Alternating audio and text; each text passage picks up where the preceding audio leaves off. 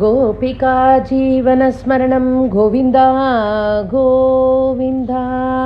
Welcome to பரம ஔஷதம் நாராயணியம். இன்றைக்கி நாம் 13th சாப்டருக்குள்ளே நுழைய போகிறோம். 13th சாப்டர் ஹிரண்யாக்ஷனை பகவான் எப்படி சம்ஹாரம் பண்ணினார், யஜ்ஞவராக மூர்த்தியாக அவதாரம் பண்ணி எப்படி சம்ஹாரம் பண்ணினார்னு பார்க்க போகிறோம். 13th சாப்டரோட ஃபஸ்ட்டு ஸ்லோகம். ஹிரண்யாக்ஷம் தாவது வரதபவதன் வேஷன பரம் சரந்தம் சாம்பர்த்தே பயசி நிஜஜங்கா பரிமிதே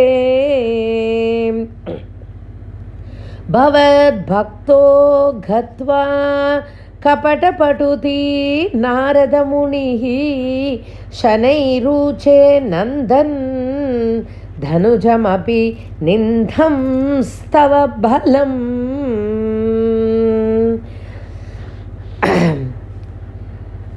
இந்த ஃபஸ்ட்டு ஸ்லோகத்தில் பட்டத்ரி என்ன சொல்கிறாருன்னா, பகவான் போன சாப்டரில் பார்த்தோம், பகவான் தன்னோட நாசியில் பூமியை ரொம்ப அனாயாசமாக பூமியை எடுத்துண்டு வெள்ளத்தில் பயங்கரமான வெள்ளத்துலேருந்து மேலே எழுந்து வந்தார்.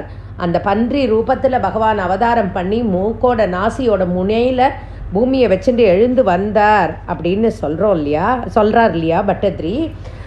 இது கண்டினியூவேஷன் ஆஃப் தட் சாப்டர். யஜ்ஞவராக மூர்த்தியாக பகவான் அவதாரம் பண்ணினார், பூமியை நாசிகையில் வச்சுண்டு. அப்படி நீ பூமியை உன்னுடைய நாசியில் தூக்கி கொண்டு வந்தபோது பகவானுடைய பரம பக்தனான நாரதர் எப்போதுமே வம்பு தான் இல்லையா, கபட நாரதர் தான் அவர். அப்போ கபட நாடகர் அவர் தன்னுடைய முழங்கால் அளவே உள்ள பிரளய ஜலத்தில் உன்னை தேடி கொண்டிருந்த ஹிரண்யாக்ஷனிடம், பகவானை தேடின்னு இருந்தான் இல்லையா ஹிரண்யாக்ஷன். சண்டைக்கு யாராவது வேணும்ன்ட்டு தானே பூமியை கொண்டு வச்சான், பூமியை கொண்டு வெள்ளத்தில் ஒழிச்சு வச்சான் இல்லையா. பூமியை அந்த வெள்ளத்துலேருந்து பூமியை எடுத்துகிட்டு போயிட்டாருங்கிறத அவனுக்கு சொல்லணுமே, அப்போ தானே அவன் முன்னாடி வருவான், அவனுடைய சம்ஹாரம் ஆகும். ஸோ நாரதர் கலகம் நன்மையில் முடியணுமே. ஸோ நாரதர் போய் ஹிரண்யாக்ஷனிடம் பகவான் நீ ஒழிச்சு வச்சுட்டு இருந்த பூமியை எடுத்துட்டு போயிட்டு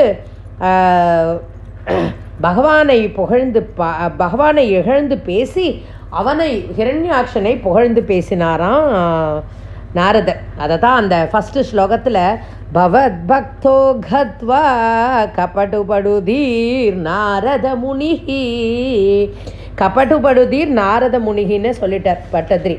நாரதர் கபட நாடகத்துக்கு ரொம்ப பிரசித்தமானவர் இல்லையா, அதனால் அவரை கபடுபடுதீர் நாரத முனிகி அப்படின்னு சொல்லிட்டார் ஃபஸ்ட்டு ஸ்லோகத்தில். ரெண்டாவது ஸ்லோகத்தில் பட்டத்ரி என்ன சொல்கிறாருன்னா, நாரதர் ஹிரண்யாக்ஷனிடம் என்ன அநியாயம், எப்படி பேசுகிறார் நாரதரோட ஒரு ஹிரண்யாக்ஷனோட சம்பாஷணை, என்ன அநியாயம். அந்த மாயக்காரனான விஷ்ணு மாயாவி விஷ்ணு அப்படின்னு சொல்கிறார். அந்த மாயக்காரனான விஷ்ணு உங்களுடையதான பூமியை, அதாவது ஹிரண்யாக்ஷனை பார்த்து சொல்கிறானாம், ஹிரண்யாக்ஷா உங்களுடையதான பூமியை அந்த மாயக்காரனான விஷ்ணு ரொம்ப அனாயாசமாக எடுத்துட்டு போயிட்டு கவர்ந்துட்டு செல்கிறார் என்று சொன்னதும் அந்த ஹிரண்யாக்ஷனுக்கு கோபம் வரதான். நதன் குவாசானா எங்கே அந்த மாயன் அப்படின்னு கத்துறானா ஹிரண்யாக்ஷன். எங்கே என்று முழங்கி கொண்டு நாரதர் காமிச்சு கொடுக்குறாராம். நீரிலிருந்து வெளிப்பட்டு கொண்டிருக்கிற பகவானை, பூமியை சுமந்து கொண்டு வெளிப்பட்டு கொண்டிருக்கின்ற பகவானை நாரதர் ஹிரண்யாக்ஷனுக்கு காமிச்சு கொடுத்தார். அப்போ ஹிரண்யாக்ஷன் பகவானோட முன்னாடி நின்றான், அடைந்தான். இதுதான் ரெண்டாவது ஸ்லோகத்தோட அர்த்தம். மூணாவது ஸ்லோகத்தில் அப்படி உன் முன்னே அடைந்த அந்த அவன் யார், ஹிரண்யாக்ஷன், உன்னை நோக்கி அஹோ இது ஒரே கிண்டலும் கேலியுமா சொல்கிறானோ. ஏன்னா பகவான் பன்றி ரூபத்தில் இருக்கா இல்லையா, ஓ இது வெறும் காட்டு மிருகம் தானே என்று ரொம்ப கெட்ட வார்த்தைகளால் திட்டுறானோ பகவானை. ஏற்கனவே உங்களுக்கு ஞாபகம் இருக்கும், ஜெயன் விஜயனுக்கு அவளுக்கு சனகாதி முனிவர்கள் சாபம் கொடுக்கும்போது அவள் வந்து நாங்கள் ஹரிநாம ஸ்மரணம் பண்ணிகிட்டே இருக்கணும் அப்படின்னு சொன்னால், அதனால் திட்டியாவது ஹரிநாம ஸ்மரணம் பண்ணின்னு இருக்கா இந்த ஹிரண்யாக்ஷன். இப்போது பகவானை போட்டு அப்படி கெட்ட வார்த்தைகளால் புண்படுத்தியவுடன் அந்த ஹிரண்யாக்ஷனின் வார்த்தையை பொருட்படுத்தாது பகவான் வந்து தன்னோட அந்த நாசிகை கோர பற்களால் அந்த பூமியை தாங்கிண்டு நாசியில் வச்சுட்டு இருக்கார் இல்லையா, அந்த பூமியை ரொம்ப அழகாக அந்த ஜலத்து மேலே அழகாக, அதாவது அந்த பூமாதேவிக்கு வலிக்காத மாதிரி அவளை அழகாக கொண்டு அந்த ஜலத்து மேலே பத்திரமாக வச்சார். இதான் 3வது ஸ்லோகத்தோட அர்த்தம். 4வது ஸ்லோகத்தில் அப்படி ஹிரண்யாக்ஷன் போருக்கு தயாரான உடனே அவன் வந்து ஒரு கதாயுதத்தை எடுத்துக்கொண்டான். பகவானும் ஒரு சிறந்த கதையை எடுத்துக்கொள்ள அவள் 2 பேரும் ஒரு கதையும் இன்னொரு கதையும் மோதிக்கிறதான். அதுதான் 4வது ஸ்லோகில் கடகடரவோ குஷ்ட வியதா அந்த சத்தம் அப்படி இருந்துதான். இந்த சத்தத்தை விண்ணுலகில் இருக்கிற அந்த தேவர்கள் எல்லாம் கேட்டுட்டு இவர் சொல்கிறாராம், பிரம்மா சொல்கிறாராம், தேவர்கள் எல்லாம் அந்த சத்தத்தை கேட்டுருக்கா. அப்போ பிரம்மா சொல்கிறாராம், சந்தியா காலத்திற்கு முன்னாடி இவனை அழித்து விடு அப்படின்னு பிரம்மா வந்து கொல்லுங்கள் அப்படின்னு பகவானிடத்தில் பிரம்மா சொல்கிறார். இதுதான் 4வது ஸ்லோகத்தோட அர்த்தம். 5வது ஸ்லோகத்தில் அப்படி நடந்த போரில் பகவானுக்கும் ஹிரண்யாக்ஷனுக்கும் நடந்த அந்த போரில் அந்த கதை சண்டையில் பகவானோட கதாயுதம் வந்து கீழே விழுந்துடுறதான், ஒரு ஸ்டேஜில் கீழே விழுந்துடுறதான். அதுக்கு பகவான் புன்னகை பூத்த முகத்தோடு அசுரர்களை கொல்வதற்கு சிறப்பான ஒரு ஆயுதத்தை எடுத்துட்டாராம். என்ன ஆயுதம்? சக்கராயுதம். சக்கராயுதத்தை கையில் ஏந்தின்றாராம் பகவான். அப்படி சக்கராயுதத்தை கையில் பெற்று அந்த நின்ற அந்த நிலையை தியானித்து அப்படி தியானித்தாராம் பட்டத்ரி. அந்த நிலை எப்படி இருந்ததான்னா அப்படி ஒளி வீசித்தான். பகவான் கையில் சக்கராயுதத்தோடு இருந்த அந்த நிலை ஒளி வீசி ஒளிமயமாக இருந்துதான். 6வது ஸ்லோகத்தில் சொல்கிறார், அதுக்கப்புறம் பகவான் சக்கராயுதத்தை எடுத்துட்ட உடனே ஹிரண்யாக்ஷன் சூலத்தை எடுத்துட்டான். சூலத்தால் அந்த சக்கராயுதத்தை தாக்க வரும் சமயத்தில் சக்கராயுதம் அந்த சூலத்தை முறித்து விடுகிறது. அப்போது ஹிரண்யாக்ஷனுக்கு கோபம் வந்து தன்னுடைய கை முட்டிகளால் பகவானை அப்படியே அடித்தான், கையால் தாக்கினானா, கை முட்டிகளால் தாக்கினானா. அதுவும் என்ன எல்லா மாயையும் கடந்த அந்த பகவானை தன்னுடைய போர் முறைகளை கையாண்டான். பகவானிடத்திலேயே தன்னுடைய போர்களை கையாண்டான் அப்படின்னு சொல்கிறார் 6வது ஸ்லோகத்தில். 7வது ஸ்லோகத்தில் அப்போது என்ன பண்ணாராம் பகவான், சுதர்சன சக்கரத்திலிருந்து ஏற்பட்ட ஒளி பிழம்பால் அவனுடைய போர் சூழ்ச்சிகள் எல்லாம் அழிக்கப்பட்டது.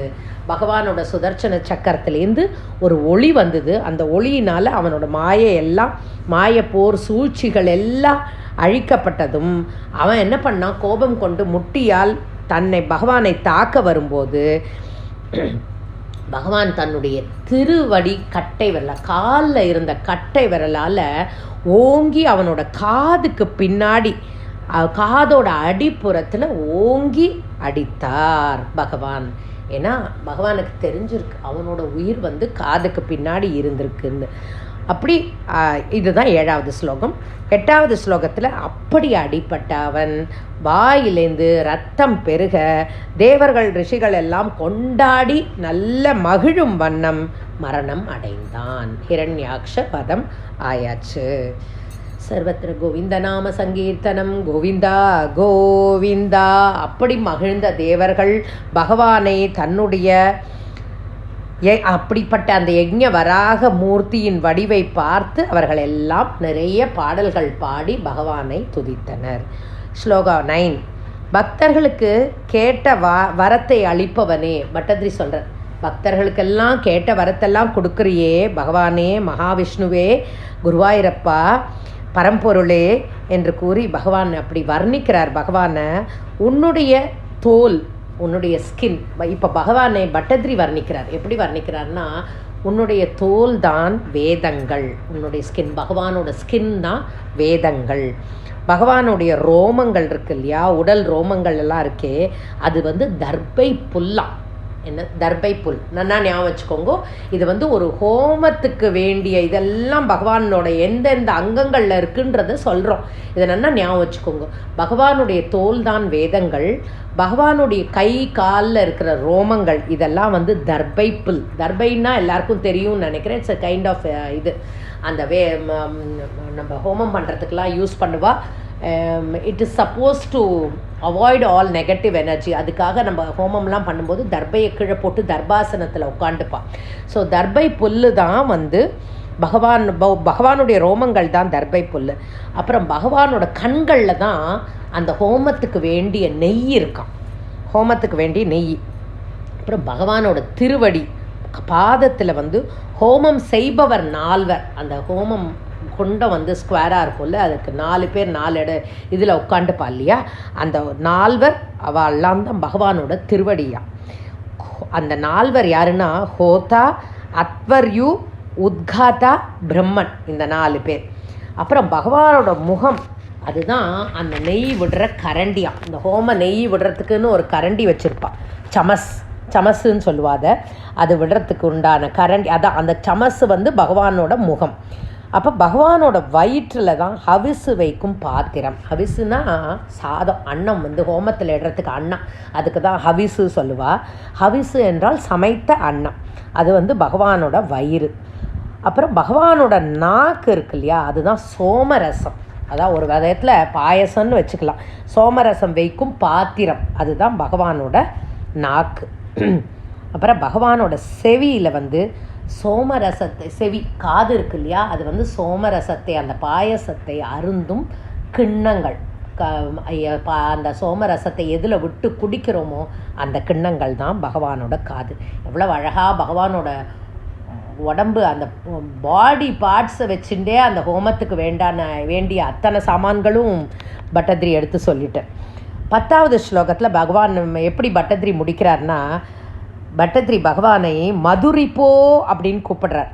மது என்றால் அரக்கன், மதுன்னு ஒரு அரக்கன் இருந்தான். மது ரிப்போனா மது என்கிற அரக்கனை அழித்தவனே.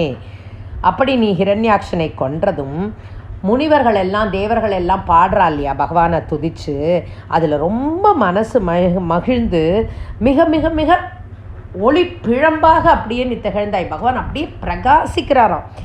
அப்படி அந்த பிரகாசத்தை அடைந்து, பிரகாசத்தை பெற்று, பிரகாசத்தை முனிவர்களுக்கு காண்பித்து, பின்னர் நீ உன்னுடைய இருப்பிடமான வைகுண்டத்தை அடைந்து இன்புற்று கழிக்கின்றாயே அப்படின்னு. இப்படிலாம் அவ்வளோ அழகாக வந்த அழகாக அனாயாசமாக ஹிரண்யாக்ஷனை வதம் பண்ணின பகவான் தேவர்களோட ஸ்துதிகளால் மனமகிழ்ந்த அவளுக்கு அழகாக சிரிச்ச முகத்தோட காட்சி கொடுத்து வைகுண்டத்தில் திருப்பி உன்னோட இருப்பிடத்துக்கு போய் இளைப்பாருகிறாயே, என்னோட நோயை தீர்க்க மாட்டாயா அப்படின்னு பட்டத்ரி கெஞ்சி கேட்டுண்டு இந்த சாப்டரை முடிக்கிறேன். சர்வத்திர கோவிந்த நாம சங்கீர்த்தனம், கோவிந்தா கோவிந்தா. அடுத்த சாப்டர் அடுத்த எபிசோட். ராதே கிருஷ்ண.